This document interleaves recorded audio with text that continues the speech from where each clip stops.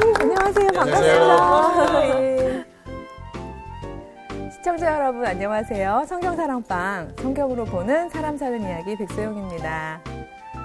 아유, 오늘은 또 색깔이 밝게 입으시니까 좋은데요? 네. 저만 좀 껌껌한 것 같은데. 우리 지난 시간에 솔로몬 이야기를 본격적으로 하기 전에 솔로몬이 이제 왕이 되는 이야기 했었죠? 네. 그래서 늙은 아버지와, 그러니까 심히 늙은 아버지와, 그다음에 중심이 없는 어머니, 사이에서 사실은 안타까움이 좀 컸던, 그쵸. 오늘은 그 솔로몬이 이제 왕이 된 다음에 본격적으로 어떤 생애를 살았나 하는 거를 이제 열왕기상 3장부터 한 11장 이 사이의 이야기를 가지고 저희가 공부를 해보려고 그래요. 근데 이제 다윗이나 솔로몬이나 그 다른 왕들의 이야기는 사실 이렇게 열왕기 말고 역대기라는 데서도 또 설명을 하고 있거든요. 근데 말하자면 그 역대기가 열왕기 이후가 아니라 똑같이 그 왕가를 설명을 해요. 근데 약간 사관이 달라요. 그러니까 마치 우리로 치면은 왜 예를 들어서 지금 일어나는 일들도 여당이 설명하는 거랑 야당이 설명하는 게 틀릴 수 있잖아요. 근데 그것처럼 이제 역대기 쪽은요 주로 다윗 왕가의 굉장히 그 우호적인 근데 그런 그 사가들이 기록을 했어요. 근데 그러다 보니까 예를 들면 다윗이 밧세바 범하고 이런 얘기가 쏙 빠져 있어요.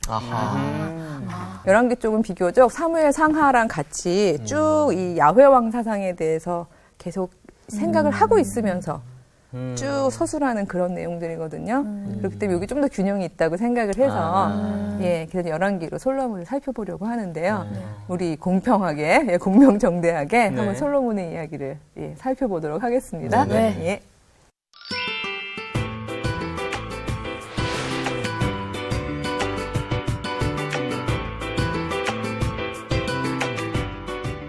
그 솔로몬 하면 사실 그 아마 동서고금의 많은 왕들 중에서 요즘 사람들까지도 알고 있는 이름일 것 같아요. 사실 그 구절은 정말 감동적인 것 같아요. 그러니까 솔로몬이 그 정말 큰 아버지였던 그 정말 훌륭한 왕이었던 다윗이 가고 난 다음에 얼마나 두렵겠어요. 사실 그 자기가 왕국을 다시 이제 이어받아서 왕이 되어야 되는데 그때 여호와께 구했던 것이 다른 것이 아니라 바로 여호와의 지혜라는 거는 그건 정말 아주 저희가 높이 평가해야 되는 훌륭한 선택이었다고 정말 생각을 하는데 그 구절을 여호와께 이제 간구한 그 구절을 저희가 한번 꼼꼼하게 읽어보고 시작을 했으면 좋겠어요. 거기가 열왕기상 3장 좀 길어서요. 우리 릴레이식으로 한번 읽어보죠. 4절부터 9절까지 우리 이렇게 지연 형제님, 인영자매님, 용환 형제님 이렇게 돌아서 읽어볼까요? 이에 왕이 제사하러 기브온으로 가니 거기는 산당이 큼이라. 솔로몬이 그 제단에 1000번제를 드렸더니 기브온에서 밤에 여호와께서 솔로몬의 꿈에 나타나시니라. 하나님이 이르시되 내가 네게 무엇을 줄고 너는 구하라. 솔로몬이 이르되 주의 종 내 아버지 다윗의 성실과 공의와 정직한 마음으로 주와 함께 주 앞에서 행함으로 주께서 그에게 큰 은혜를 베푸셨고 주께서 또 그를 위하여 이 큰 은혜를 항상 주사 오늘과 같이 그의 자리에 앉을 아들을 그에게 주셨나이다. 나의 하나님 여호와여 주께서 종으로 종의 아버지 다윗을 대신하여 왕이 되게 하셨사오니 종은 작은 아이라 출입할 줄을 알지 못하고 왕께서 택하신 백성 가운데 있나이다. 그들은 큰 백성이라 수요가 많아서 셀 수도 없고 기록할 수도 없사오니 누가 주의 이 많은 백성을 재판할 수 있사오리까. 듣는 마음을 종에게 주사 주의 백성을 재판하여 선악을 분별하게 하옵소서. 아멘. 정말 귀한 것을 구했죠. 내가 너에게 무엇을 주랴라고 했을 때 바로 듣는 마음이라고 되어 있잖아요. 여기에는. 이런 기도를 저희가 날마다 해야 될 것 같아요. 그래서 사실 이 듣는 마음이 정말 그러니까 이 지혜를 이렇게 푼 거죠. 왜냐하면 이제 왕은 소사사의 역할을 하거든요. 판단을 하고 재판을 해야 되기 때문에 백성들의 정말 억울함도 풀어줘야 되고 옳고 그름을 다 판단을 해야 되는데 그거를 내 임의대로 할 수 없잖아요. 그렇죠. 그러니까 하나님 저에게 듣는 마음을 주세요. 그러니까 누구의 마음으로 듣겠어요? 여호와의 하나님의 마음으로, 마음. 여호와의 마음으로 듣게 해주시고 여호와의 마음으로 공평하게 살리는 선택을 할 수 있게 해주세요라는 기도인 거잖아요. 그리고 하나님께서 그걸 기뻐 보시고 그 진짜 듣는 마음을 허락하셨죠. 그리고 바로 그 듣는 마음을 허락하셨기 때문에 살리는 선택을 하는 굉장히 유명한 에피소드가 하나 있죠. 두 여인과 한 아기의 그 재판을 결정하는 그 잘 듣고 정말 살리는 선택을 하는 그 이야기가 있잖아요. 그 이야기 진짜 어렸을 때 들었는데 그렇죠. 유명하고 너무 감동적인 이야기인데 그건 하나님이 주신 바로 이 듣는 마음이 아니었으면 불가능했을 것 같다는 생각이 들어요.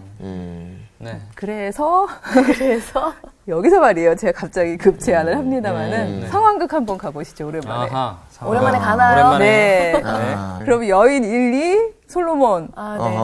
한번 가볼까요, 우리? 그 사건. 예, 네. 그 사건. 소품이 좀 필요하겠는데요, 네. 그렇죠. 아이를 용한 자면 이거 너 이렇게 어떻게 준비를 해, 그렇죠. 이야기를. 아이고. 이거 좀 해주세요. 네. 내가 한번 잘 들어볼게요 아마. 가겠습니다, 그럼. 그러면 타이밍에서 저도 한번 준비가 많이 필요해요. 많이 자, 가겠습니다. 용한 자매 깜찍해요. 갈게요. 그래. 울먹울먹. 왕이시여, 제가 아이를 낳은 지 얼마 되지 않았는데 큰일이 일어났습니다. 제가 잠을 자는 사이에 그날 같이 아기를 낳은 이 여인이 제 아이를 데려가고 죽은 아이를 제 옆에다가 두고 자기 아이라고. 어허. 저 억울합니다. 어허, 어찌된 일이냐. 이 여자는 다 거짓말이에요. 이 여자 거짓말을 하고 있어. 어허. 이 아이가 제 아들이에요. 어허. 죽은 아이가 이 여자 아들이에요. 아닙니다, 왕이시여. 이 여자- 자, 왕이시여, 보시옵소서. 사랑 닮지 않았습니까? 무슨 소리? 이게 저랑 꼭 닮았습니다. 네. 인형 같지 않습니까, 눈이? 네. 그래. 잘 들었다. 서로 산 아이가 자기의 아이라고 하는 걸 보아하니 안 되겠구나. 칼을 가져오너라. 네? 이 산 아이를 반으로 잘라서 정확히 나눠서 서로 나눠갖도록 하여라. 그래요. 이 아이를 자르겠다. 왕이시여, 아니되옵니다! 왜 안 된단 말이냐? 제 아이기 때문에 죽으면 아니되옵니다. 어허. 어차피 죽을 거면 똑같이 반으로 딱딱딱 나누시오. 나눠주세요. 왕이시여, 이 상황을 보니 내가 알겠다. 이 사나이의 어미는 이 여자입니다. 이 아이는 결코 죽지 않을 것이다. 왕이시여, 감사합니다. 네, 이야!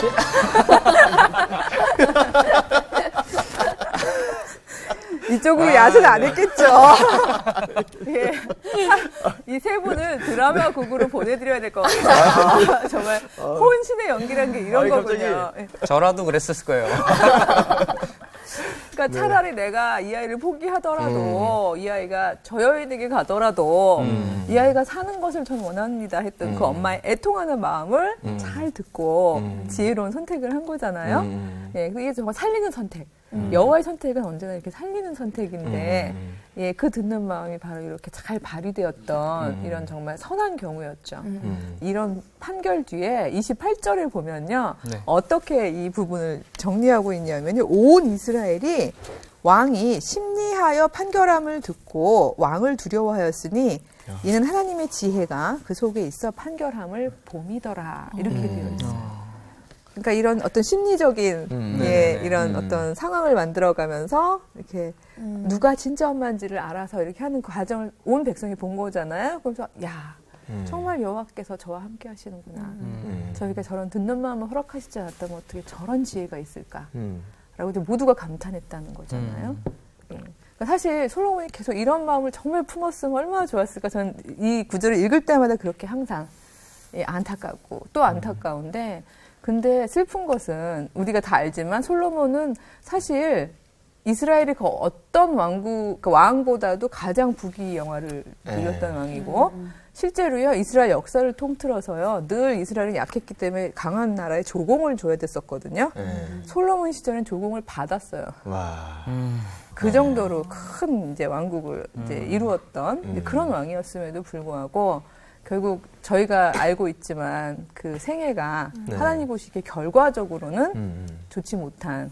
예. 저는 사실 그렇게 된 단초가 어머니가 그 무릎에서부터 온전히 여호와의 규례대로 정말 습관 자체가 여호와를 향하게 길러내지 못한 부분도 안타까움이 있지만 두 번째는요. 이 솔로몬이 왕권을 강화하기 위해서 이집트 공주랑 결혼을 해요. 저는 그 부분이 굉장히 큰 실수였다고 생각하는 게 덕분에 왕권은 강해졌지만 그렇잖아요. 이집트하고 그렇죠. 아, 조약 개념으로. 예, 네. 이집트 동맹관계가. 동맹관계가 형성이 되면 정말 막강한 세력이 그렇죠. 형성이 되는 거잖아요. 근데 그렇지만 이집트 공주가 혼자 왔겠어요. 아니죠. 그렇죠. 예, 그 수많은 사람들과 그 자신의 문화와 자신의 신과 예, 막 정말 다 왔을 텐데 바로 그런 모습들이 결국은 솔로몬이 그 지혜를 여호와의 지혜로 사용하지 못하게 하는 그런 일들이 일어난 게 아닌가라고 생각이 들어요. 왜냐하면 이집트 왕이야말로 진짜 왕의 규례 혹은 왕의 법 이런 거에 대해서 아주 정말 너무나 잘 알고 있는 사람이었을 텐데 얼마나 많이 자기 사위한테 알려주고 전수하고 그랬겠어요. 근데 그런 걸 보면서 너무 당연히 여길 수 있잖아요. 그 왕의 삶 이런 거. 그 성경에 보면요. 솔로몬의 하루 음식에 대한 묘사가 나오는 게 있거든요. 정말 어마어마해요. 거기만 살짝 보자면요. 제가 한번 읽어드릴게요. 가는 밀가루가 30고르요. 여기 고르라는 단위가요. 리터로 치면 한 227리터쯤 된대요. 227리터요? 예. 그러니까 우리 2리터짜리 페트병 대충 기억하면 그게 2리터잖아요. 근데 227이니까 그거 100배인 거죠. 가는 밀가루. 그다음에 굵은 밀가루가 60고루요. 살진 소가 10마리요. 초장의 소가 20마리요. 양이 100마리. 그 외에도 수사슴, 노루, 암사슴, 살진 새들까지. 아, 이거 진짜 하루 맞아요? 예, 하루 음식이었다는 거죠. 아, 그 신하들 궁에 있는 그렇죠. 사람들 솔로몬 혼자 먹은 건 아니죠. 그 왕국을 채우는 사람들이 하루에 소비하는 음식이 이만큼이나 되었다는 거죠. 근데 이게 이제 소위 말해서 인간 왕의 어떤 부귀와 번영을 자랑하는 그런 왕국에서는 이렇게 서술이 돼 있으면 읽으면서 우와, 그 왕 때 정말 힘이 셌구나 이렇게 볼 수 있지만 우린 좀 불편하잖아요. 그렇죠. 그렇죠? 이렇게 하기 위해서 다른 백성들은 어땠을까 이런 생각을 하게 되잖아요. 이 사람들은 히브리 공동체가 만든 예, 그런 사회이기 때문에 실제로 뒤에 보면요, 그 27절에 이런 이야기가 있어요. 그 지방 관장들은 각각 자기가 맡은 달에 솔로몬 왕과 왕의 상에 참여하는 모든 자들을 위하여 먹을 것을 공급하여 부족함이 없게 하였으며. 혹시 사무엘이 했던 여호와께서 그 주셔서 사무엘 입을 통해서 경고했던 그 경고가 떠오르지 않으세요? 인간 왕이 생기면 너의 딸과 아들들을 이런 식으로 부리고 너희들이 많은 것들을 그에게 제공해야 하고 결국은 너희들은 그의 종이 될 거다. 이런 말을 했었잖아요. 근데 실제로 그게 인간 왕의 규례인 거예요. 내 통치권이 이렇게 크고 강하다라는 걸 보여주기 위해서 이런 식으로 규모를 늘리는 삶을 산 거잖아요. 뭐 사실 물론 솔로몬이 그 이렇게 부귀영화만 또 챙긴 왕이냐 하면 그렇진 않았잖아요. 뭐 좋은 일도 많이 했죠.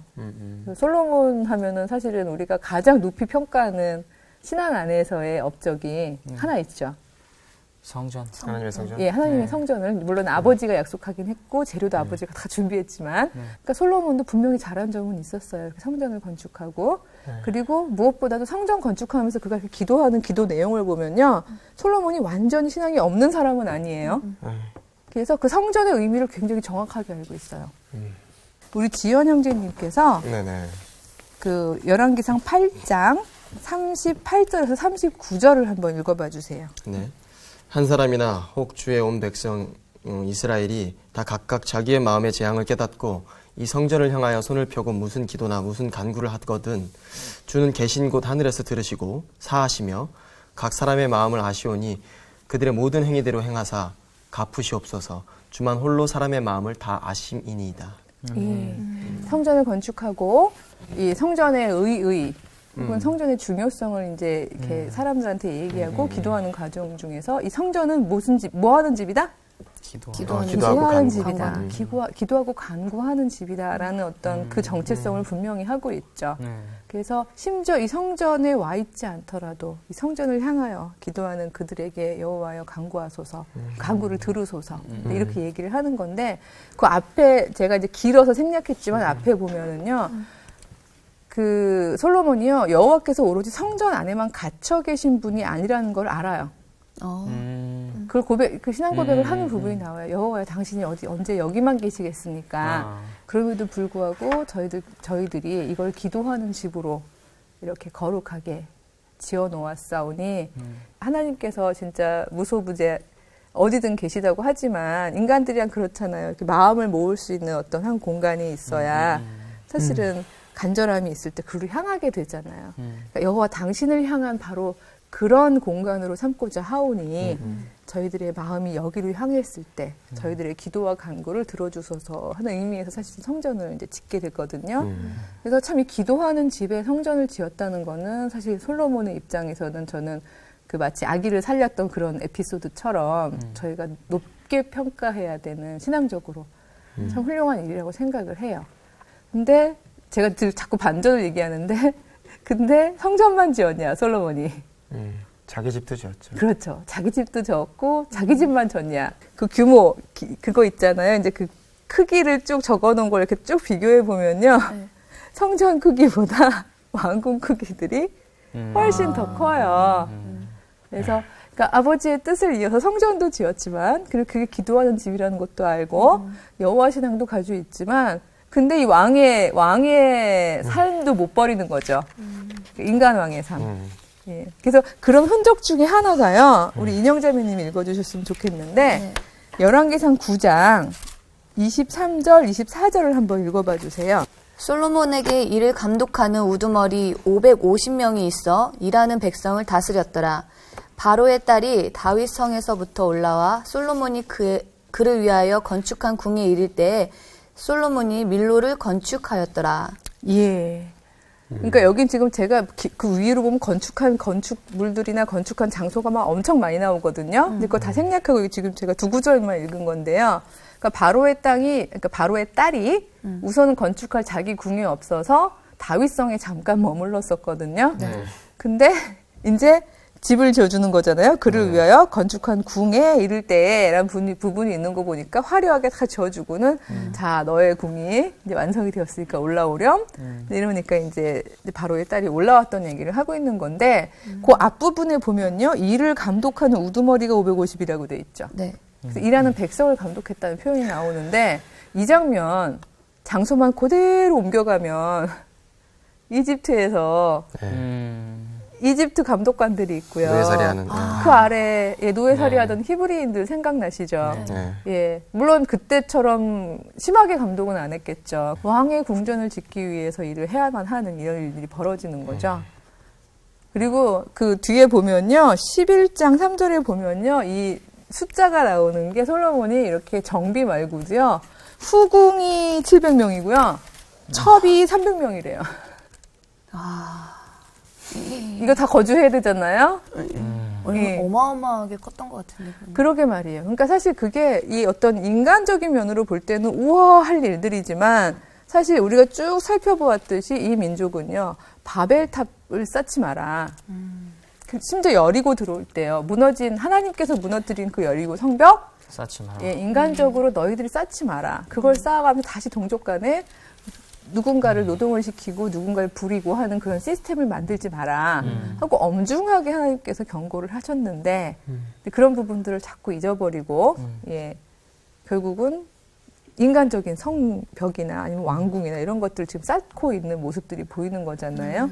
근데 이게 저희들의 삶 속에도 이런 게 있는 것 같아요. 성전 짓는 거룩한 일을 하면서도 우리가 있는 터전 자체가 세상이다 보니까 이 세상의 법칙을 또 막 따라서 같이 겸해서 하게 되는 경우가 있잖아요. 근데 그러다 보면 어느덧 더 강한 힘에 끌려가는 거죠.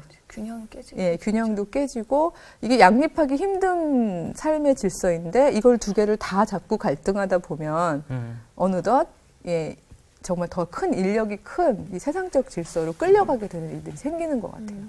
그래서 사실은 여기에 보면은 그 솔로몬도 이집트적인 질서에 계속해서 이제 끌려가는 모습들을 이제 보게 되는 거거든요. 그래서 막 저 유명한 그 스바의 여왕인가요? 그러니까 솔로몬이 하도 유명하니까 막 그 이웃 나라 여왕도 와가지고 막 그 솔로몬이 만들어 놓은 그 영화로운 건축물들과 솔로몬의 지혜를 감탄하게 되거든요. 근데 그런 장면을 이렇게 묘사하는 장면을 보면요. 그 아래 나오는 구절들이 너무 낯설어요. 말하자면 사사시대나 이렇게 이집트, 그러니까 이스라엘 사람들이 가졌던 행위 방식들이 있잖아요. 네. 그런 방식이 아닌 너무나 그 소위 말하면 이집트적인 그러니까 왕의 규례들 있죠. 예를 들어서 올 때 여왕이 그냥 오겠어요? 아니죠. 막 싸가지고 오잖아요. 네. 그것도 일종의 쇼업하는 거잖아요. 나 좀 이렇게 괜찮은 여왕이야?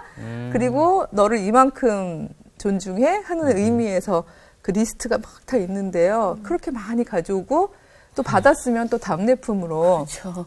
오는 게 있으면 가는 게. 예, 가는 게 있을 때고 또 막 주잖아요.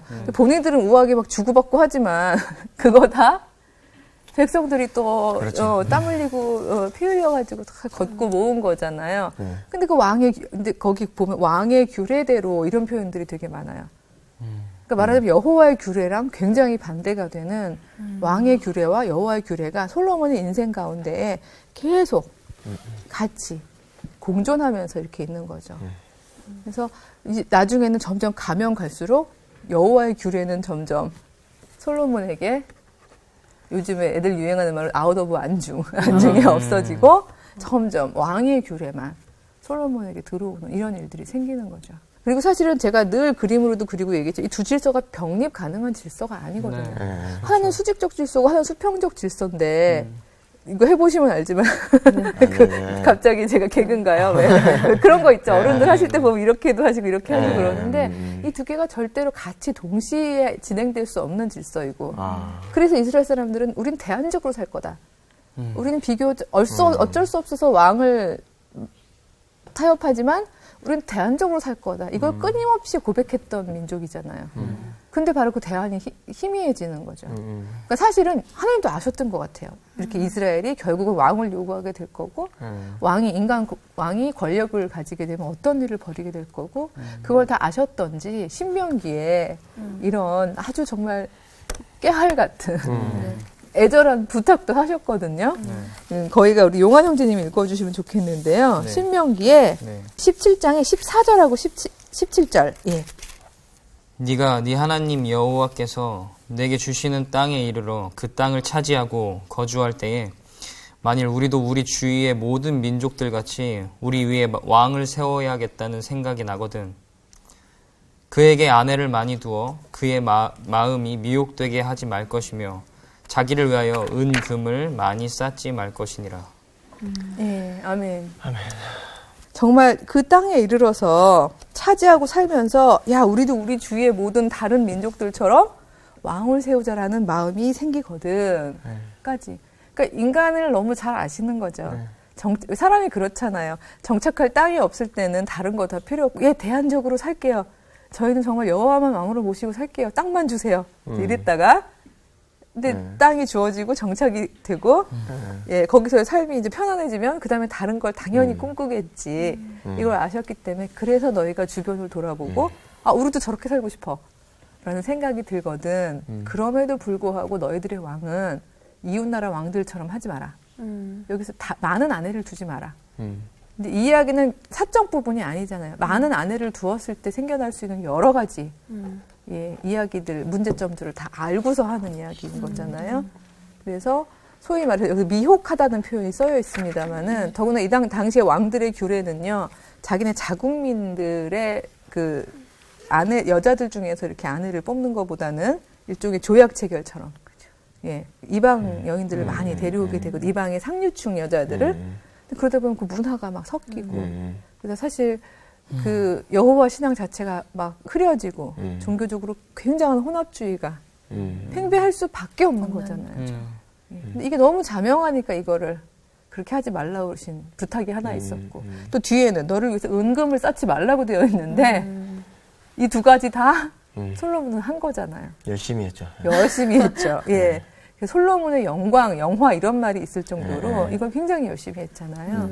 여호와의 지혜가 있으니까 얼마든지 이 왕의 이 풍족함을 누리면서도 당연하듯이 생각했을 수도 그러니까 당연하게 나는 여호와의 선택을 여호와의 그 지혜로운 선택, 살리는 선택을 할 수 있어. 아마 이렇게 교만했을지도 모르겠어요.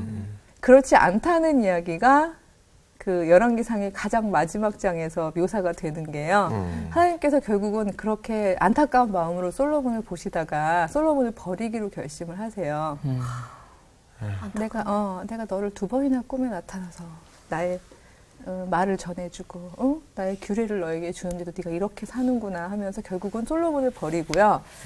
그 아주 익숙했던 보통 사사시대 때부터 보면 항상 하나님께서 선지자를 통해서 구원자에게 직접 계시하거나 아니면 선지자를 통해서 가서 이야기를 전하거나 하는 부분이 나오잖아요. 그 솔로몬의 신하 중에서 한 사람에게 말씀을 하시는 부분이 나오거든요. 예. 근데 그 이야기를 솔로몬에게도 전하고 그 신하에게도 전했기 때문에 이게 여호와의 계시 자체를 둘 다 받게 되는 거예요. 솔로몬은 자기의 이 그 악함 때문에 결국은 이 왕국이 자기로 인해서 쪼개질 것이고 그리고 자기 신하에게 12지파 중에서 10집 하나 가게 될 것이라는 걸 솔로몬도 사실은 계시로 들었어요. 근데 그 계시가 똑같이 솔로몬의 신하였던 여로보암에게 예, 임하게 되는 거죠. 근데 참 안타까운 게 바로 그건 것 같아요. 여로보암한테 이 계시가 임했을 때 솔로몬이 만약에 그때라도 하고선 다시 회개하고 여호와의 통치 질서가 어떤 원리인지를 기억했다면 왜냐하면 이건 하나님의 계시니까요. 여로보암은 자기 신하잖아요. 그러니까 여로보암을 향하여 내 죄악 때문에 이렇게 되었다. 그러나 그 10지파라도 네가 하나님 안에서 하나님의 율법 안에서 잘 다스려다오. 라고 했다면 지난 시간에 제가 말씀드렸던 받는 신앙이요. 근데 그 어쩔 수 없다라고 받는 그 나의 잘못이다고 받는 신앙을 가졌더라면 저는 그래도 듣는 마음을 잃어버리지 않은 왕이었구나라고 생각했었을 것 같아요. 그게 아니었군요. 근데 아니었어요. 왜냐하면 그 뒤에 보면은요 어떻게 되어 있냐면요 그 이야기를 들은 솔로몬이요 여로보암을 죽이려고 해요. 아이고야. 귀가 다쳤네요. 그렇죠. 듣는 마음은 없어지고 예, 다친 귀죠. 그리고 이건 정확하게 인간 왕의 권력 원리죠. 습성이죠. 습성이잖아요. 이거는 살리는 선택이 아니라 죽이는 선택이죠. 이런 장면들을 볼 때마다 저희는 그러니까 저희들의 삶 속에서 그러니까 왜 되게 일이 잘 풀리고 막 영화롭고 막 말하자면 막 남들이 볼 때 저 집은 축복받았어 라고 부러워할 만한 그런 상황일 때에 한 번 더 경각심을 가지고 돌아봐야 될 것 같다는 생각이 들어요. 그래서 우리가 과연 양립할 수 없는 분명히 말씀하신 은금과 여호와의 규례가 항상 같이 갈 수 없다는 것. 예, 어떻게 재산과 아니면 이런 부귀영화가 정말 모두가 함께 평화롭고 나누며 살아가는 공동체적인 질서와 병행 가능하겠냐라고 얘기해왔던 바로 이 이스라엘 공동체의 오래된 신념을 기억해야겠다. 그래서 듣는 마음을 가져야겠다. 우리가 이 마음을 가지지 않으면 솔로몬의 모든 영광도 소용이 없는 그리고 어떤 의미에서 이게 저주일 수도 있는 예, 그런 게 되지 않나 이런 생각이 들었습니다. 저는 솔로몬의 지혜가 어떤 면에서 관역을 빗나간 화살 같아요. 여호와의 규례라는 방향을 향해서 쏘았다면 정말 아주 큰 일을 많이 이루었을 텐데 사실은 그 화살의 관역을 왕의 규례, 왕의 영광이라는 그 관역 쪽으로 방향을 바꾼 거잖아요. 그래서 방향을 빗나간 그런 화살은 아무리 멀리 가고 아무리 빠르게 날아가도 결국은 결과적으로 그건 옳지 못한 결과를 가져올 수밖에 없는 거죠. 그래서 아주 작은 화살, 미미한 화살이라도 우리가 관역만 올바르다면, 그쵸? 가다 힘이 없어서 픽 혹시 쓰러지더라도 아니면 겨우겨우 닿았는데 홍심을 못 뚫고 주변에 갖다 박혔더라도 사랑 많으신 하나님께서는 너는 2점, 너는 3점, 너는 10점 이렇게 안 하시잖아요. 그 방향성만으로도 충분히 너는 사랑스러운데 백성이다. 레바논의 백향목 같은 아이들이다라고 받아주시는 분이잖아요. 그러니까 제일 중요한 건요. 내 활이 얼마나 크고 얼마나 화려하고 내 힘이 얼마나 센가가 아니라 바로 내가 관역을 제대로 맞추고 그러니까 관역을 제대로 바라보고 있느냐가 더 중요한 것 같아요. 그래서 솔로몬의 지혜가 정말 화려하고 큰 화살이었지만 관역을 빗나갔구나 이런 생각이 들면서 저희들의 화살의 크기가 얼마인지 저희는 모르지만 적어도 저희만큼은 여호와의 그 규례 쪽으로 관역을 돌리는 그런 삶을 살았으면 좋겠습니다. 네, 우리 기도로 마칠까요? 네. 사랑의 하나님, 오늘은 그 어떤 왕보다도 부귀와 영화를 누렸던 솔로몬에 대해서 배웠습니다. 그가 하나님 당신께 처음에 간구했던 것처럼 가난한 사람들, 억울한 사람들을 정의롭게 송사할 수 있는 듣는 마음을 계속 유지했다면 얼마나 좋았을까. 저희들 안타까운 마음을 가지고 공부해 보았습니다. 저희들 얼마나 크게 얼마나 귀히 쓰실지 알지 못하오나 언제나 저희들 최선을 다하여 하나님 당신의 규례를 향한 관역을 늘 바라보게 하시고 저희들의 인생의 활시위를 언제나 그쪽을 향해서 당기는 그런 신앙인들이 되게 하여 주시옵소서. 예수님의 이름으로 간절히 기도드렸습니다. 아멘.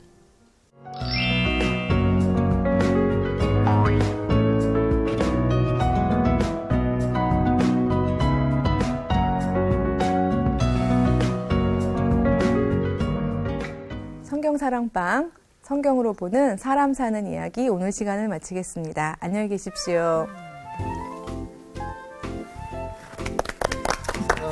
네, 오늘 연기들 대단했어요. 그 이집트의 그 건물을 짓는 그 기술이 들어왔으니까 이 여러 건물의 가지. 형태는 어마어마했을 것 같아요. 그렇죠. 그 옳지 못한 것들을 미화하려는 시도들도 막 있어요. 왜냐하면 이게 그 완공 사가들이 네. 정리를 하다 보니까 예. 여당이 쓴 거라서. 맞아. 그렇죠. 여당이 들어요. 그렇죠. 성경사랑방 홈페이지에 궁금하신 점이나 시청 소감을 남겨주신 분들에게는 추첨을 통해 선물을 드립니다.